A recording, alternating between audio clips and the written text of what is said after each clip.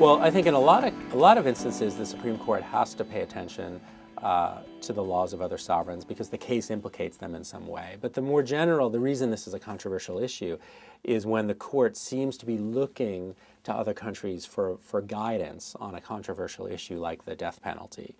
And there, I'm of the view that looking to foreign law is a little bit like looking to social science data, right? So courts sometimes look to social scientists to tell us something about the world so that informs their judgments.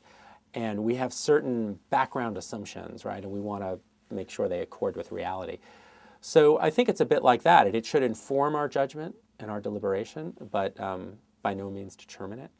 And that seems to me should be a relatively uncontroversial approach. But of course, that's not the case, and many people are highly resistant to this.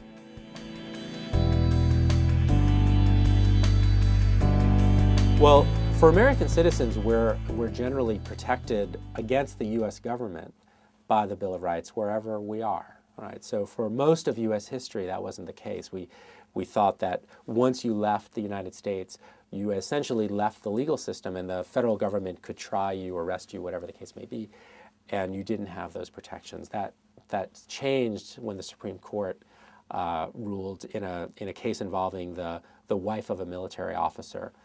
She had murdered her husband in England in the 1950s at a military base. And the question was whether she could be court-martialed. And the court has said no. A court-martial of a civilian would violate her Sixth Amendment rights to a trial by jury. So Americans are generally protected anywhere they go.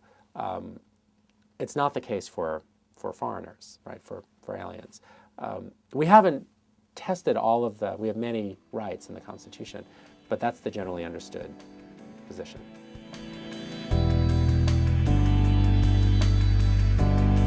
Well, when immigrants are here, when they're actually inside the United States, we generally treat any foreigner, non-citizen, the same way that we would treat an American citizen for, let's say, criminal justice purposes. So if you're arrested on the street and you're from France, you have a right to be free of unreasonable search and seizure in the same way that an American citizen would.